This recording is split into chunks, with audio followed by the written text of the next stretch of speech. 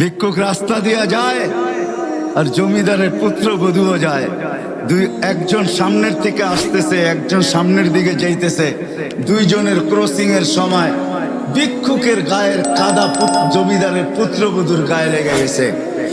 সে দুনিয়া আন্ধার করে ফেলছে, স্বামীকে ডাইকা নিয়ে আসছে, বলছে ভিক্ষুক আমার কাপড় নষ্ট করে দিছে। সে শুধু ভিক্ষুক ছিল না, বৃদ্ধ ছিল। বৃদ্ধ ছিল না শুধু, জীর্ণ ছিল, শীর্ণ ছিল, শরীরে কাপড় ছিল না, ফাটা চিরা কাপড় ছিল, পায়ে জুতা ছিল না, পেটে ভাত ছিল না। জমিদারের পুত্র সইতে পারে না, যৌবনী শক্তি সয় তো সয় কি কইরা তার স্ত্রীর গায়ে ভিক্ষুকের কাদা, বস সমগ্র শক্তিকে হাতে একত্র করা বৃদ্ধের গালে বসায়। বৃদ্ধ কিচ্ছু বলে নাই, শুধু উপরের দিকে তাকায় দুই তিনটা শব্দ উচ্চারণ করছেন। শব্দগুলা হলো ইয়া আল্লাহ, তারা হলো ওয়ুন, ও আল্লাহ চোখে দেখা যায় না, ও তারা কুল্লা শাই, তুই সব দেখিস, ফারা তারা মা বি, তুই কি দেখিস না আমার সাথে কি ঘটতেছে, এটা কি দেখিস না? বলতে দেরি যুবক, মরতে দেরি হয় না। জমিদার চলে আসছে, প্রতিশোধ নিবে। বৃদ্ধের একদিকে মুস্কি হাসি, একদিকে বলতেছে প্রেমের খেলা এমনই হয়। জিজ্ঞাসা করছে কিসের প্রেমের খেলা রে? বলছে ওর প্রেমিকার গায়ে আমার কাদা লাগছে, পায়ের কাদা লাগছে, ও সইতে পারে নাই। যৌবনী শক্তি দিয়ে আমার বৃদ্ধ গালে বসায় দিছে। আমাকেও একজন ভালোবাসে, সেও সইতে পারে না, সেও সইতে পারে না। ও তো থাপ্পড় দিয়া খেলত, সে জান নিয়ে নিছে, জান। যারাই আমরা অস্তিত্ব লাভ করছি বা যাদেরই আমাদের বর্তমানে আমরা উপস্থিত বা অস্তিত্ব আছে, এবং অস্তিত্বের সাথে যত জিনিস সংযুক্ত আছে, অস্তিত্বের সাথে প্রত্যেক মানুষের কিছু না কিছু সংযুক্ত আছে। হায়াত আছে, আমার দেহটা আছে, আবার কমবেশি মালও সবার আছে। এরকম শত সম্পর্ক আছে। যা কিছু আল্লাহ আমাদেরকে দিয়েছেন, সর্বকিছুর উদ্দেশ্য হল যে প্রত্যেকে যেন আল্লাহকে রাজি করে। আমার কথা কিন্তু এরকমই হবে। সুর আমার কাছে নাই, কোত্থেকে দিব আপনাকে? কথা কাটাই হবে। আস্তে আস্তে ভলিউম বাড়বে। মাইকের ভলিউম বাড়লেই তো হলো না, আমারও তো ভলিউম বাড়তে হবে। আপনি মাইকের ভলিউম বাড়ায় দিলেন, আমার ভলিউম বাড়লো না, তাহলে তো আর আওয়াজ বাহির হবে না, ঠিক না? আর আমার ভলিউম যখন বাড়বে, তখন মাইকের ভলিউম কম থাকলেও আওয়াজটা শোনা যাবে। এই জন্য একটু অপেক্ষা করেন। কেননা এমন না যে আমরা আসছি আমাদের চির দুশ্মন, উনি বাহিরে ঘুরতে গেছে, এমন না। উনিও কিন্তু আমাদের সাথেই আসছে।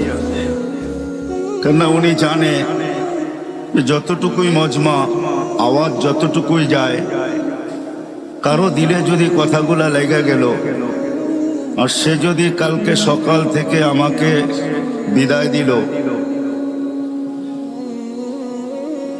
তাহলে ক্ষতি তার বিরাট বড় হয়ে যাবে। এই জন্য সে আমাদের সাথেই আসছে।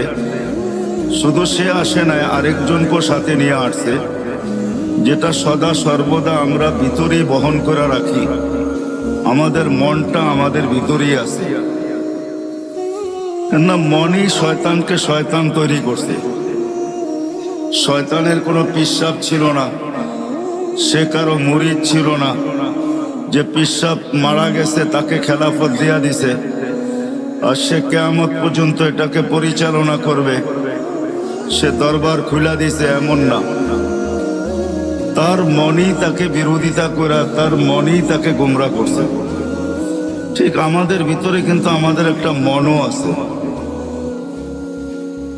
যেটা শয়তানকে পদভ্রষ্ট করছে। শয়তানের মনই শয়তানকে ধোঁকা দিছে, এই কথা বুঝাইছে যে তুই তো উত্তম, মাটিকে জ্বালায়া ইটো বানাস, আবার সবকিছুকে জ্বালায়া তুই ছাইতে রূপান্তরিত করিস। তুই আগুনের তৈরি, মাটিটাকে সেজদা করবি তো করবি কেন? তার বুঝে আসছে, যুক্তি দিয়া তাকে বুঝাইছে, যেরকম আমরা এখন যুক্তি তর্ক দিয়া বুঝি।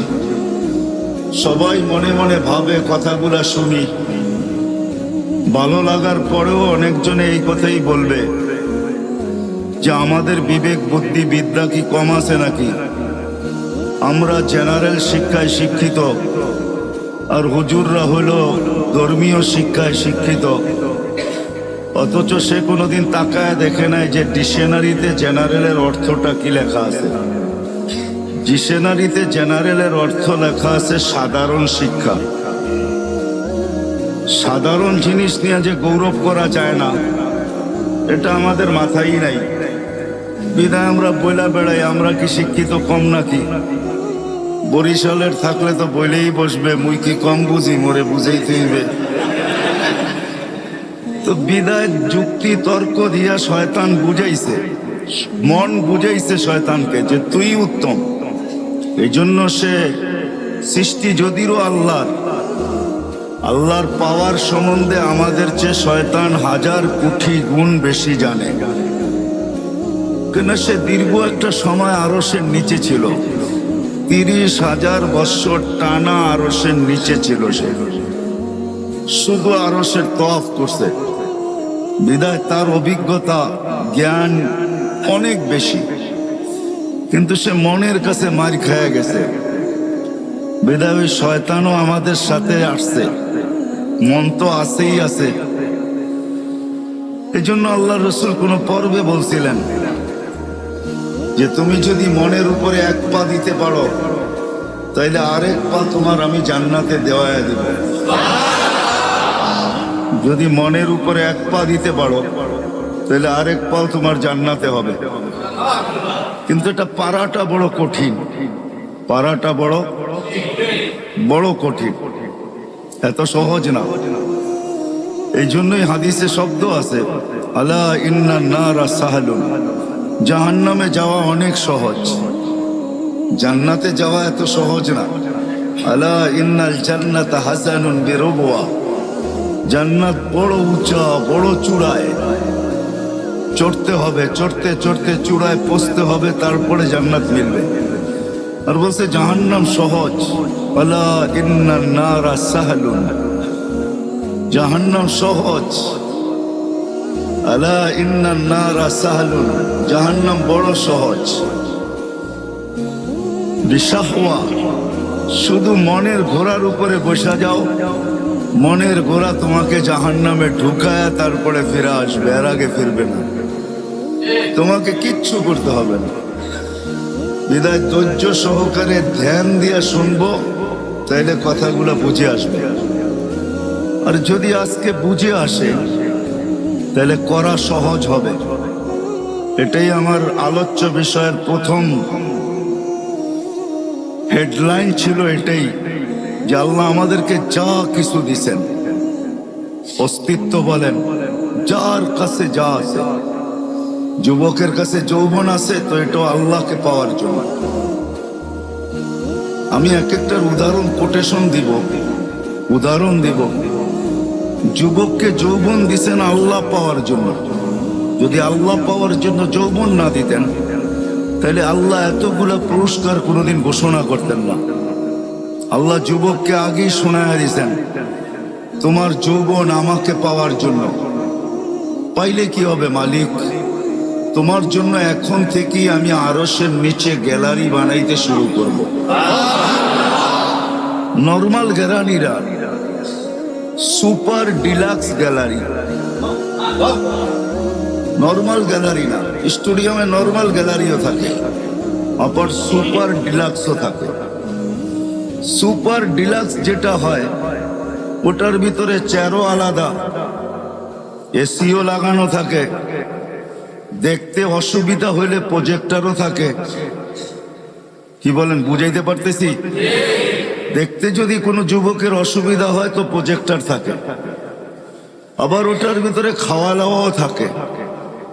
একটু পর পর জিজ্ঞাসা করে চা খাবেন, একটু পর পর জিজ্ঞাসা করে পানি লাগবে, কেননা খাদেম থাকে তো, কেননা সুপার ডিলাক্স ওরকম টিকিট নিয়ে ঢুকছে, বিদায় ওটার ভিতরে সমস্ত ব্যবস্থা